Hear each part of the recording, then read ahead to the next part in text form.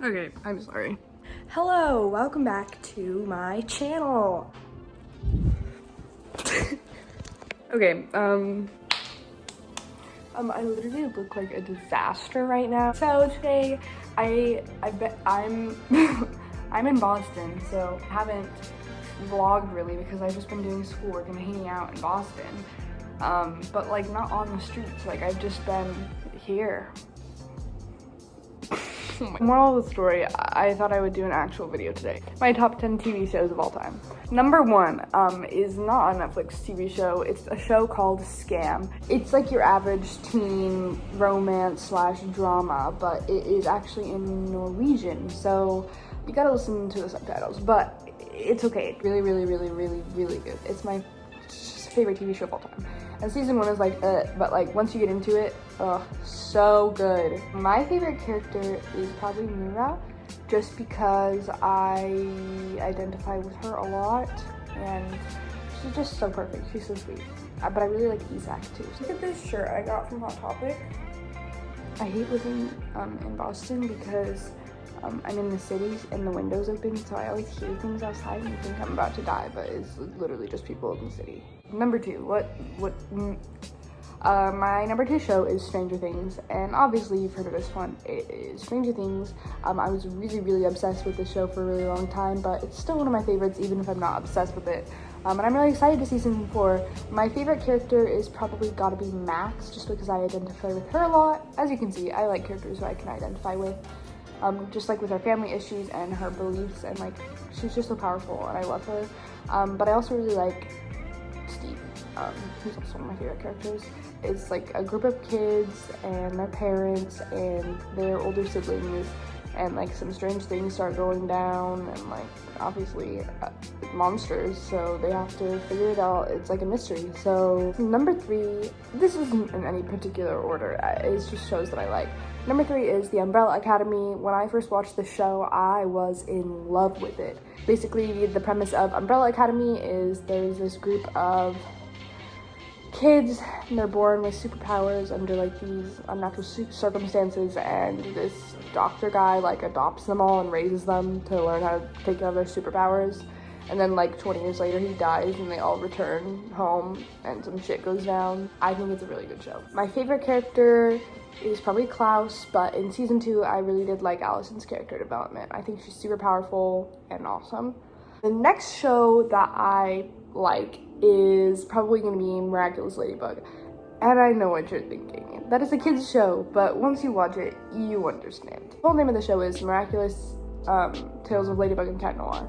So basically what the premise is 2 teenagers in high school, it's a cartoon, but 2 teenagers in high school like get these superpowers, and so they can help save the world from this evil like scientist guy, but we don't know who he is. He has a secret identity. So Marinette is the girl and Adrian is the boy, and they both become these other identities. And so Marinette becomes Ladybug and Adrian becomes Cat Noir. So they're partners, and they also know each other in school, but they don't know that each other are these people, because basically Cat Noir is like literally in love with Ladybug. So Adrian is in love with Ladybug as Adrian and as Cat Noir.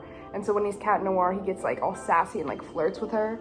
And she's like, no, we can't tell each other our identities. And she's like, because I'm in love with someone else anyway. But this is the tea. Marinette is in love with Adrian, and so that's why as Ladybug she doesn't want to date Cat Noir, because she doesn't like Cat Noir, she likes Adrian, but secretly Adrian and Cat Noir are the exact same person. And Adrian's in love with Ladybug, but he's not in love with Marinette because he doesn't know that Marinette is Ladybug.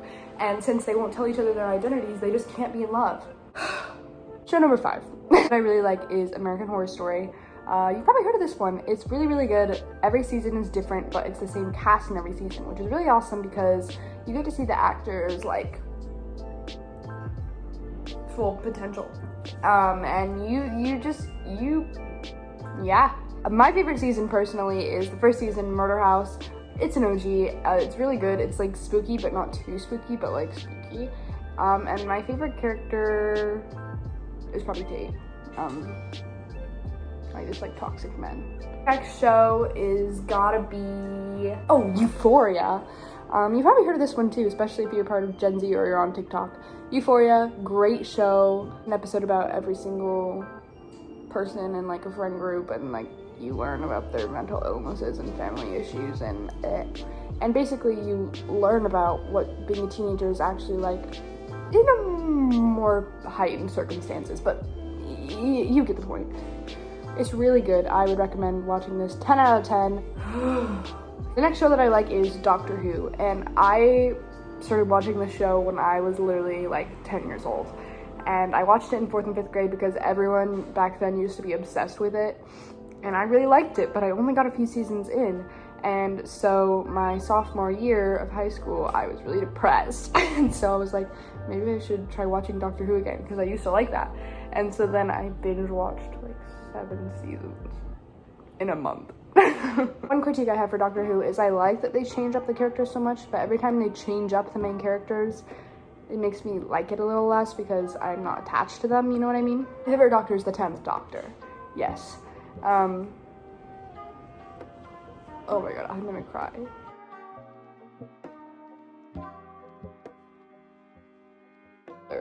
I can't spoil it, but like...